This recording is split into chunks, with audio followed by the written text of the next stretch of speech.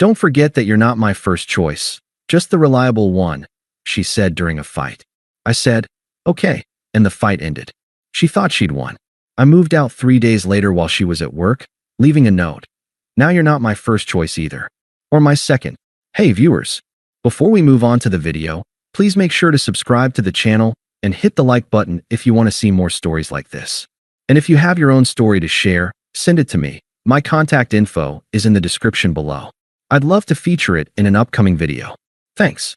Hey Reddit, I've been lurking here for ages, reading all those wild relationship stories, but I never thought I'd have one of my own to share. This happened about a year ago, and honestly, it still feels surreal sometimes. But with the holidays rolling around again, I figured it was time to get it off my chest. Maybe it'll help someone else spot the red flags sooner than I did. Buckle up, this one's got betrayal, quiet exits, and some seriously ironic karma. I'll try to keep it straightforward, but fair warning, it's a bit long. A little background first. I'm Ryan, 32 now, working in software development for a mid-sized tech firm. Steady job, decent pay, nothing flashy, but it lets me pay the bills and save a bit. I met Emily about 5 years ago through mutual friends at a barbecue. She was this vibrant, outgoing type, always the life of the party, with big dreams of climbing the corporate ladder in advertising. Me? I'm more the reliable guy in the background, making sure everyone's got a drink and the grill doesn't catch fire. We hit it off surprisingly well. Opposites attract, right? Things moved fast. Within a year, we were living together in a cozy apartment downtown. I was all in from the start, loyal, committed, the whole package. I supported her through everything. When she lost her job 2 years in because her agency downsized, I covered rent and bills without a second thought. We're a team, I'd say. I even turned down a promotion that would have meant relocating to another state because she was just starting a new gig and didn't want the upheaval. Looking back, that was a sacrifice I made without hesitation, picturing a future with her, maybe marriage, kids, the works. Flashback to one night during her unemployment slump. She was curled up on the couch, tears streaming, and I held her, promising, we'll get through this. I've got your back. She'd smile through the sniffles and say I was her rock. Felt good, you know? Like I was building something real. But over time, cracks started showing. Emily had this habit of comparing me to her exes, especially this one guy, Connor. He was her first love from college, charismatic, adventurous, the type who'd whisk her off on spontaneous road trips. Never mind that he'd cheated on her back then and left her heartbroken. She'd bring him up casually, like during movie nights. Connor would have loved this thriller. He was always up for anything exciting. At first, I brushed it off as nostalgia, but it escalated. She'd stay out late with work friends, her phone buzzing at odd hours. I'd ask gently, and she'd snap, "You're being paranoid, Ryan. Not everyone's life is as predictable as yours." Internally, it gnawed at me. I'd lie awake, replaying those comments, feeling this knot of confusion and hurt. Was I really just the safe option? The backup plan? I trusted her, or at least I wanted to. But the signs piled up, perfume that wasn't hers lingering on her clothes, vague excuses about networking events. I didn't snoop. That's not my style. Instead, I tried to step up, planning surprise dates, even suggesting we take that trip she always talked about. But she'd dismiss it. Maybe later. Work's crazy. The vulnerability hit hard in those quiet moments alone, staring at the ceiling, wondering if I was enough. It was unfair, this slow emotional erosion, but I held on, hoping it was a phase. Then came the fight that changed everything. It was a Friday night, right before the weekend. We'd planned to grab dinner at our favorite spot, but she came home late, distracted, scrolling through her phone with this secretive smile. I asked what was up, and it spiraled from there. Something trivial about me not being spontaneous enough. Words flew, and in the heat of it, she dropped the bomb. "You're acting like you're entitled to all my time," she huffed, crossing her arms in the living room, her eyes flashing with that smug certainty she got when she thought she had the upper hand. Entitled? Emily, we've been together for years. I just want to know what's going on, I replied, keeping my voice even, though my chest tightened. She laughed, a short, bitter sound that cut deep. "Oh, please. Don't forget that you're not my first choice, just the reliable one. Connor? He was passion, fire. You're the guy who pays the bills and doesn't complain. Safe. Boring. But hey, it works for now. The words landed like a punch. I stood there, staring at her, the room suddenly feeling too small. Her tone was dismissive, like she was stating a fact about the weather. Smug, almost proud of how cleverly she'd twisted the knife. No remorse, just this entitled justification. Everyone has a past, Ryan. You should be grateful I'm here at all. I felt the confusion swirl, vulnerable, exposed, like all my efforts had been a joke to her. But instead of yelling or begging, something clicked. Calm washed over me. Okay, I said simply, my voice steady. She blinked, caught off guard. Okay, that's it. Yeah, okay. I turned and walked to the kitchen, grabbing a glass of water like nothing happened. The fight ended right there. She smirked, probably thinking she'd won, that I'd back down like always. She grabbed her jacket and muttered something about needing air, slamming the door behind her. That night, I didn't sleep much. Her words echoed, not my first choice. It confirmed what I'd suspected, texts I'd glimpsed earlier that week, late-night calls she brushed off as old friends. Connor was back in the picture, or maybe never left. Emotional betrayal at minimum, probably physical too. The hurt was raw, this sense of being undervalued, discarded without a real fight. I sat on the couch in the dark, replaying our good times. Flashback to our anniversary last year, when I surprised her with tickets to a concert, her laughing and hugging me tight. You're the best, she'd said then. Now, just reliable. But I didn't confront her. No dramatic scene. Over the next 3 days, while she acted like everything was fine, smug in her perceived victory, I planned. Saturday, I scouted a short-term rental online, a simple studio across town. Sunday, I packed essentials quietly, clothes, laptop, a few books. Nothing she'd notice missing right away. I arranged to work remotely for a week, citing personal reasons. Internally, the confusion lingered. Why me? Why after all I'd given? But it shifted to resolve. This wasn't fixable. She saw me as a backup. I deserved better. Monday morning, she left for work with a casual "see you later," still oblivious. I loaded my car, heart pounding but mind clear. Before leaving, I wrote the note on the kitchen counter. Now you're not my first choice either. Or my second. Simple, no frills. I left my key, walked out, and drove away. No calls, no texts. Just gone. Her first reaction came via text an hour after she got home. What the hell, Ryan? Where are you? This is childish. Then calls, which I ignored. By evening, voicemails. Come on, we can talk about this. You overreacted. She thought it was a bluff, that I'd crawl back. But I didn't. I settled into the studio, unpacked, and for the first time in months, breathed easy. The silence was deafening at first. The unfairness of it all, her twisted logic making me the villain. I journaled a bit, hit the gym, reconnected with old hobbies like hiking. It hurt, sure. Those quiet nights questioning everything. But I sat with it. No rushing to fix things. Dignity over drama. Mutual friends reached out, confused. Emily says you just vanished. What happened? I kept it vague. We grew apart. Some sided with her initially, feeding her narrative that I was unstable. Her family, toxic bunch, always enabling her, left messages too. Man up and come back. She's upset. But I blocked the noise, focusing inward. The emotional middle dragged. That limbo of processing betrayal without lashing out. It built character, though. Slowly, vulnerability gave way to clarity. I wasn't the problem. That's when things got interesting, or rather, when karma started whispering in the background. But before the downfall, there was the silence. The emotional void I had to navigate. Reddit, if you've been through a breakup like this, you know it's not the dramatic exit that hurts most. It's the aftermath, the sitting with the unfairness. I didn't lash out or seek revenge. I just detached. For weeks, I lived in that studio apartment, a bare-bones place with a lumpy bed and a view of a parking lot. No frills, but it was mine. I threw myself into routines to rebuild. Early morning runs along the river path, coding side projects that I'd shelved for her, even picking up guitar again, something I'd loved in college but dropped because we didn't have time. The confusion lingered like a fog. Why had she said that? Why treat me like a placeholder after all I'd sacrificed?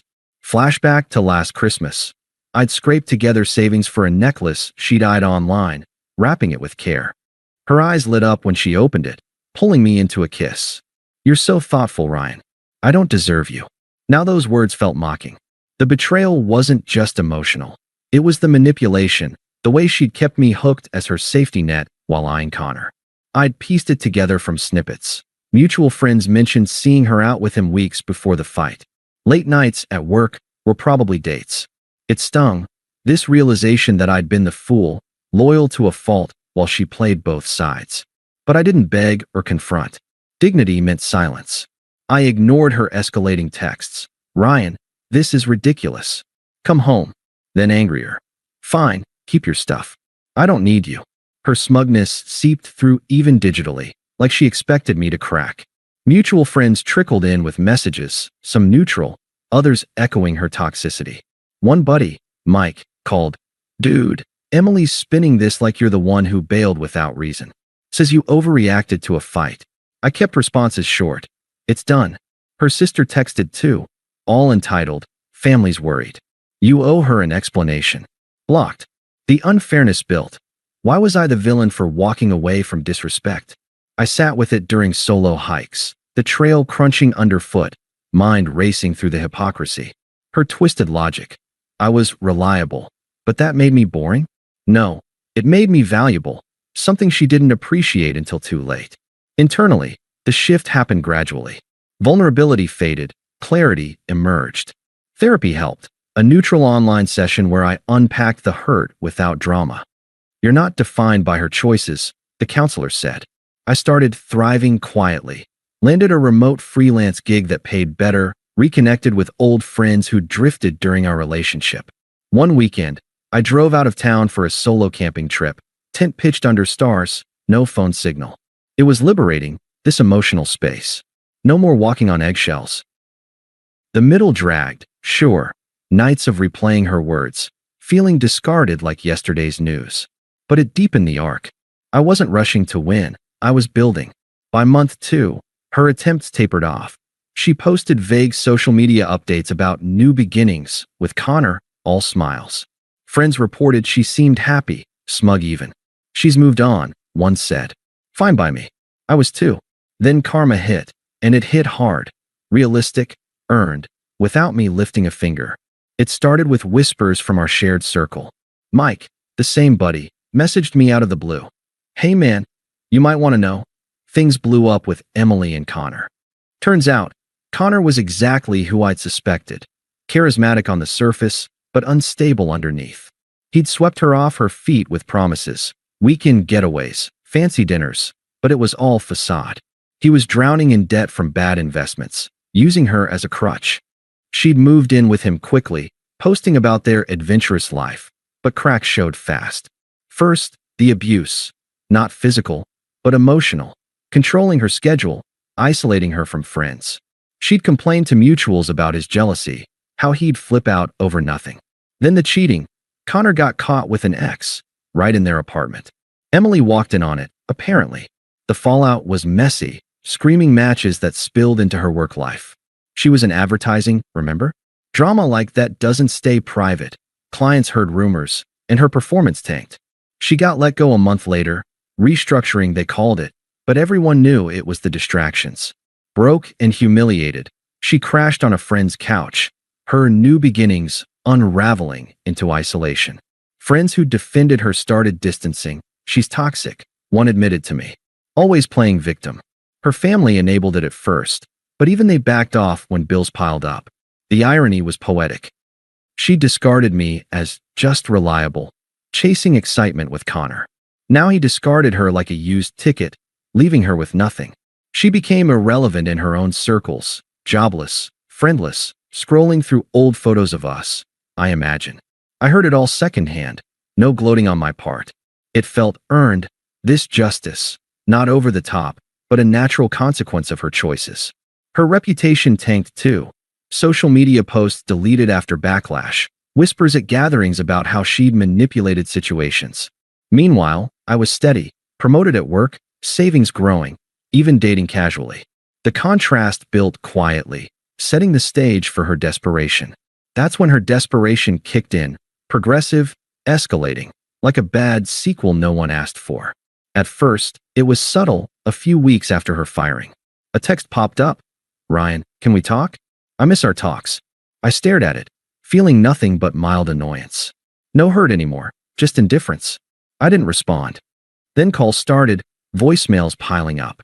One evening, my phone rang while I was cooking dinner in my new place, a proper one-bedroom I'd upgraded to after the freelance gigs took off. I let it go to voicemail, but curiosity made me listen later. Hey, it's me. Emily's voice cracked a bit, not her usual smug tone. Look, Connor was a huge mistake. He used me, Ryan. Cheated, left me with nothing. I know I said some awful things, but that was just anger talking. You were always the reliable one, the good one. Please call back. We can fix this. Twisted logic, right? Now I was the good one after being demoted to backup? Hypocrisy at its finest. I deleted it, no reply. But she ramped up. Next day, more texts. I'm sorry, okay? I see now what I lost. You're stable, kind, everything Connor wasn't. Let's meet for coffee. Apologetic, laced with excuses. Still, her words revealed the shift, power reversing, her unraveling while I thrived. Then the in-person attempt. About a month post-downfall, I was grabbing groceries when she showed up at the store, must have gotten my location from a mutual. She looked rough, hair messy, eyes puffy, no trace of that vibrant party girl. Ryan, she called, hurrying over in the produce aisle. I turned calmly, basket in hand. Emily. Her voice trembled, desperate now. Please, hear me out. I was wrong, so wrong. Connor turned out to be abusive, controlling everything. He isolated me, cheated with his ex. I lost my job because of the stress. Clients bailed. I'm crashing on Lisa's couch, scraping by on freelance that's drying up. But you were my rock. I realize that now. Can we try again? I'll change. I set down an apple, voice firm and even. No. She blinked, face flushing. What? After everything? I said I'm sorry. You owe me a chance. You just left with that note, like I meant nothing. Oh her. The entitlement boiled over. You made your choice, Emily. Connor was the passion, I was just reliable. Remember? But that was a fight. People say stupid things. You're being cruel now. I shook my head, no emotion. I'm being done. Good luck. I walked away, her calling after me, but I didn't look back. It didn't stop. She got toxic friends and family involved. Her sister ambushed me with a call. Emily's a mess because of you. She cries every night. Be a man. Forgive her. Family sticks together. Blocked.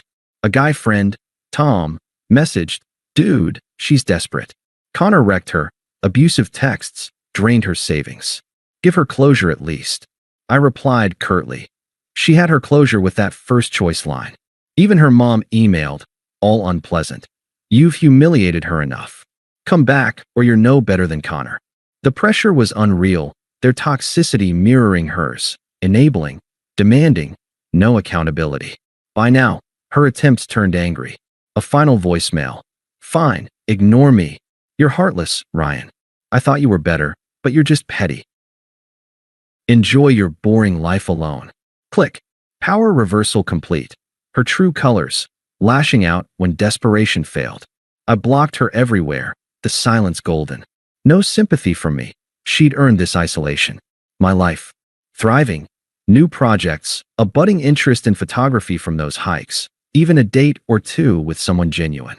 The emotional freedom was real. She'd become irrelevant. Fast forward a few months to our mutual friend Mike's birthday party, a casual backyard gathering at his place on the outskirts of town. I debated going, knowing she might show, but why hide? I'd moved on completely, promoted to senior dev, traveling for fun, and yeah, seeing someone new. Nora, a kind, adventurous woman I'd met through a hiking group. We clicked without the drama. She appreciated reliability as strength, not boredom. The party was lively, string lights, barbecue smoke, laughter. I arrived with Nora, hand in hand, feeling at peace. Mutuals greeted me warmly. Word had spread about Emily's side, and most had shifted allegiance after seeing her hypocrisy. Then, there she was, Emily, across the yard, looking even more worn, nursing a drink alone. Our eyes met. She approached hesitantly, desperation etched on her face.